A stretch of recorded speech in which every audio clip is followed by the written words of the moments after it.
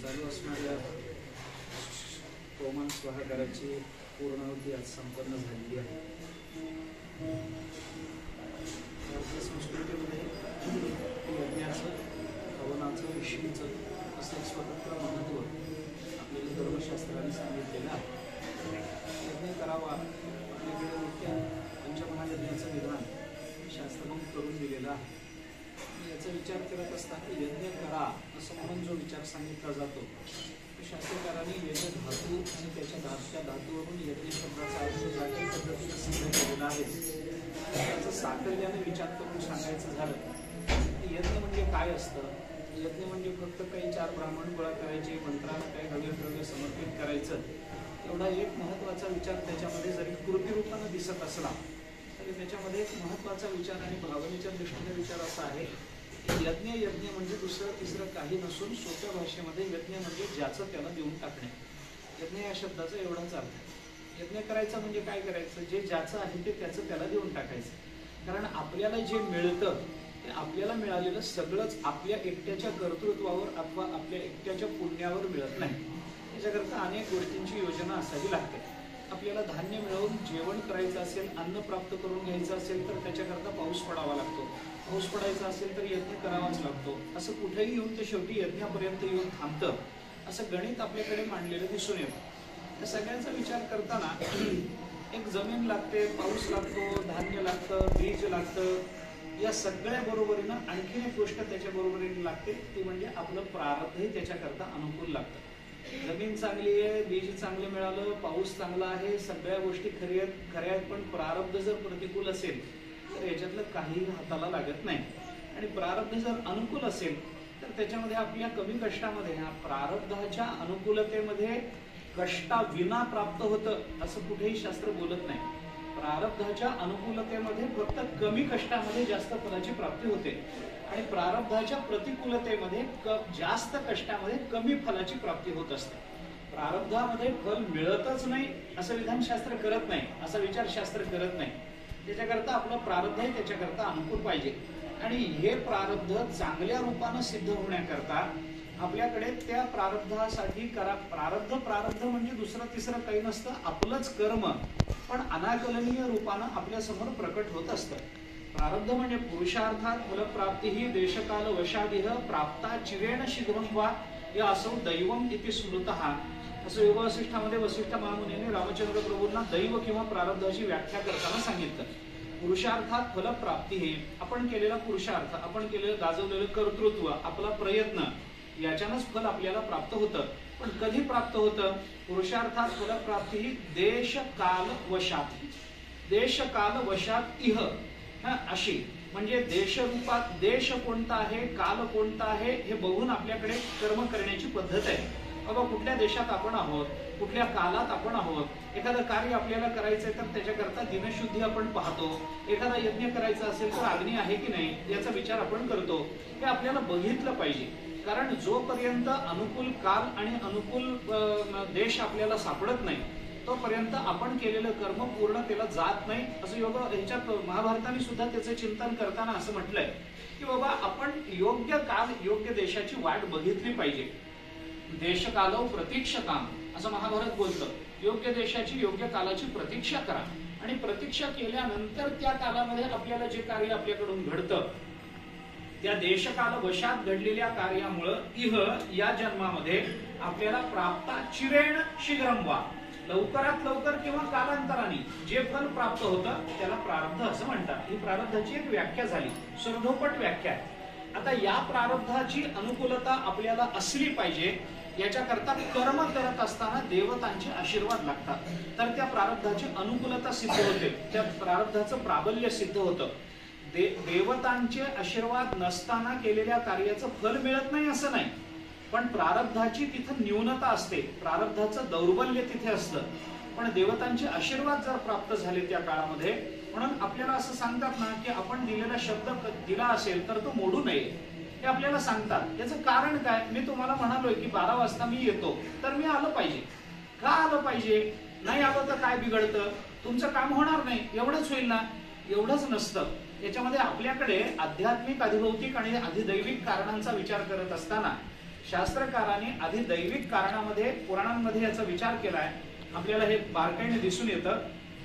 विष्णू धर्मोत्तर पुराणामध्ये त्याचा विचार सांगताना असं सांगितलं की बाबा, आपण एखाद्याला शब्द दिला की मी 12 वाजता येतो आणि तुमचं काम करतो, मी 12 वाजता येतो, तुमचे पैसे तुम्हाला देतो. आता मी 12 वाजता येऊन तुमच्याकडून घेतलेले तुमचे पैसे तुम्हाला देणार आहे, हे जेव्हा मी संकल्पपूर्वक सांगतो की मी येतो, याचा उच्चार ज्या वेळेला मी करतो, त्यावेळेला मी करत असलेल्या कर्माचा तो संकल्प झाला. आणि तो संकल्प ज्या वेळेला सिद्ध झाला, प्रकट झाला, त्या संकल्पाच्या श्रवणाबरोबर त्या संकल्पाच्या परिपूर्ती करता उचित असणाऱ्या देवता तो संकल्प ऐकतात आणि त्या देवता मी इथं 12 वाजता यायच्या आधी माझ्या कार्याची सिद्धी करण्याकरता इथं उपस्थित असतात.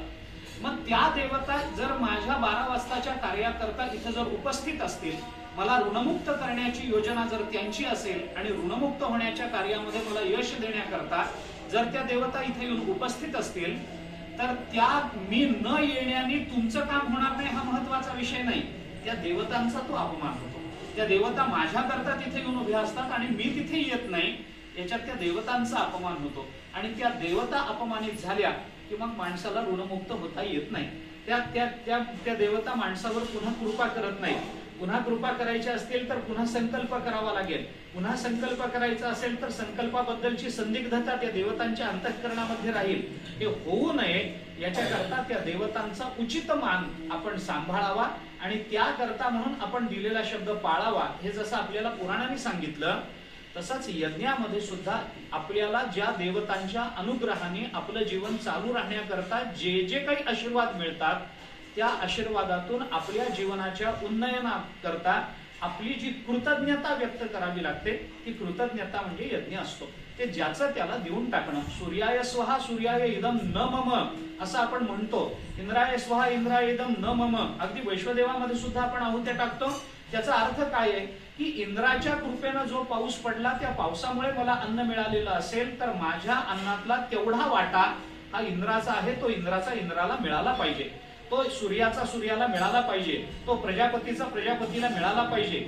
असे सगळे वाटे त्यांना देऊन टाकल्यानंतर आपल्या प्रारब्धाने, आपल्या कर्तृत्वाने जे आपल्याकडे शिल्लक राहतं तेवढंच आपलं असतं.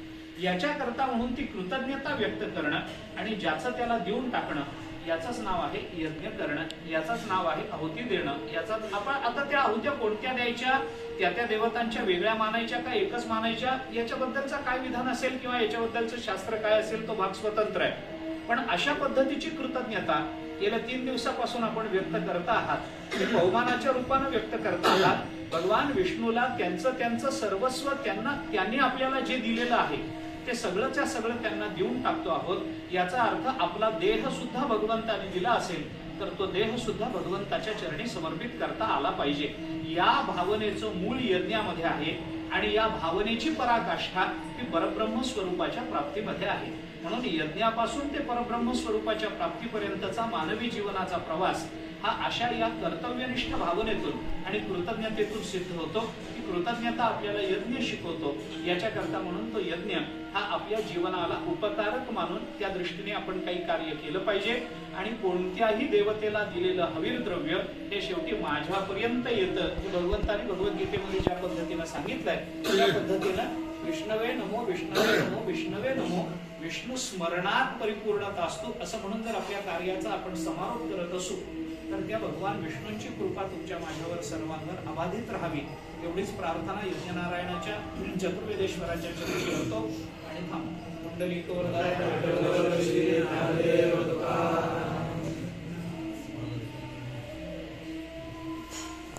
ओम अग्निस्तु विश्रावस्तमं ब्रह्माणमुत्तमं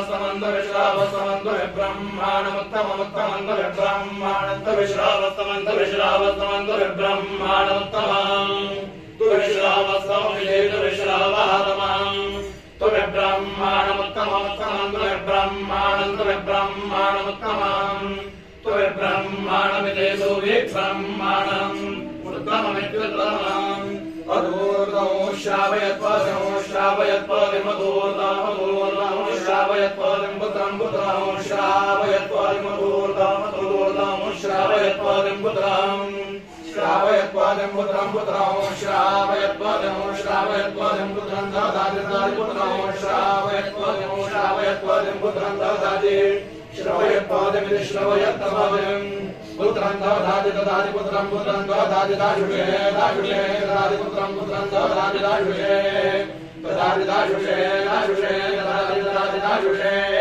दाशुष इति दाशुषे अग्ने स्वाहा स्वाहा अग्ने अग्ने स्वाहा अग्नेणोहि अग्नेणोहि स्वाहा अग्ने अग्ने स्वाहा अग्नेणोहि स्वाहा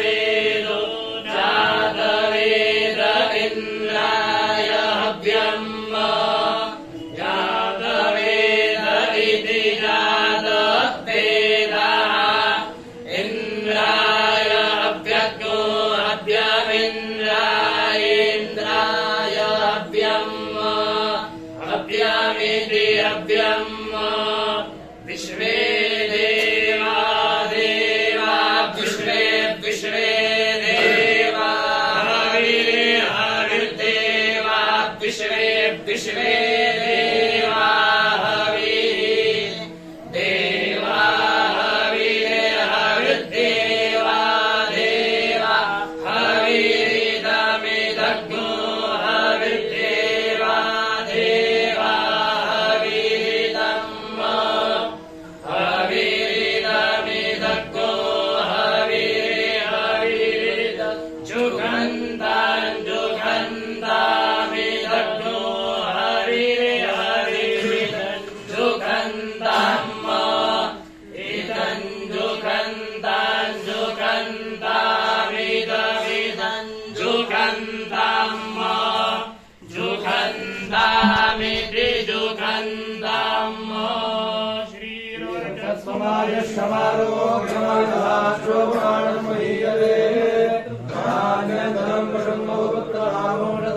संवत्सरं